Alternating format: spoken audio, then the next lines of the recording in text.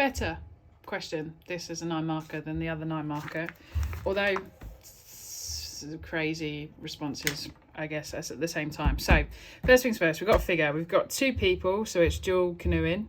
In a competition. To do well in the competition, a canoeist needs good strength, flexibility and speed. So I go strength, we do the hand grip dynamometer, flexibility we do sit and reach, and speed we do 30 metres. Table 6 shows a fitness test that these canoeists use to assess their fitness. So sit and reach, great, match that with flexibility. 30 metre sprint, great, match that with speed. And then 1 minute press up test. That's muscular endurance, not strength. So straight away we've gone, oh, that doesn't make any sense. Ah, okay, they've thrown something out there for me. And they've used this wonderful word, discuss. Discuss the suitability, so whether it's a good match or not, of the fitness test shown in Table 6 to assess the fitness of the canoeist of their sport.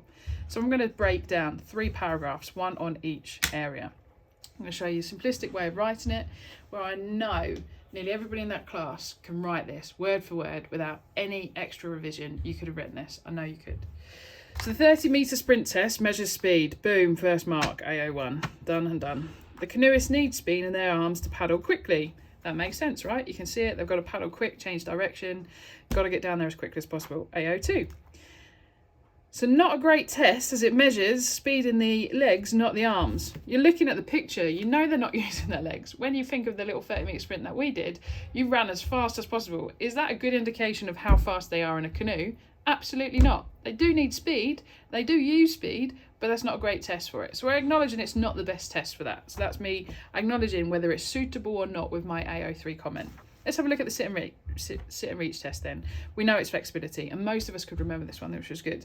Sit and reach tests or measures, and that's important, somebody's flexibility. It doesn't improve it. Some of you wrote improve it. It doesn't. It just measures, it tells you how flexible you are or not, which is the easy part. And then you'd go and do some training, maybe some yoga to increase your flexibility. As they need a good range of movement to reach when paddling. As you can see, it's quite far out. Look at the angles that they're doing. They're reaching quite far out. Sometimes they have to dig in, make sharp turns, and they have to keep that action up and down. Really good core stomach muscles canoeists have. Well, that's their AO2. So better technique and allows them to paddle faster. And so it's the most relevant of the 3 tests offered. That's my AO3. So I've discussed the suitability of this test. I've said it's a brilliant test. It's very similar to the style, sitting in the boat, having to reach over it, test the same action. We're looking at the flexibility of our hips and using our arms in a similar stroke pattern. So it's a really good test. Let's go to the last one. So the 1 minute press up test actually tests muscular endurance. Been lazy writing that, apologise again. That's my AO1. So I've said that's what it tests. I've not pretended that the exam board have just clearly lost their brains and they really secretly meant to put the hand grip test, but they didn't. I've acknowledged what it actually tests, which they need in canoeing. You need muscular endurance in canoeing. It is a good thing to have in canoeing. You're doing that over and over and over and over again, like rowers, like sailors, etc., using the same muscles over and again for long periods. That's my AO2. But, big fat but here, it does not measure strength and so isn't a suitable test. The hand grip dynamometer test would have been better, is my AO3, okay? Because they wanted to know strength, flexibility and speed. And the test they've given me only measure flexibility and speed. They didn't measure strength. So I cannot tell you about that in their performance areas, which is completely fine.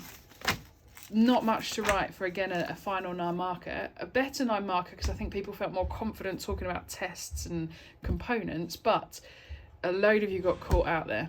And have you ever looked now, it'll make more sense. Not much to write to get 9 marks, 18 marks across those 2 questions. They were completely within your grasp.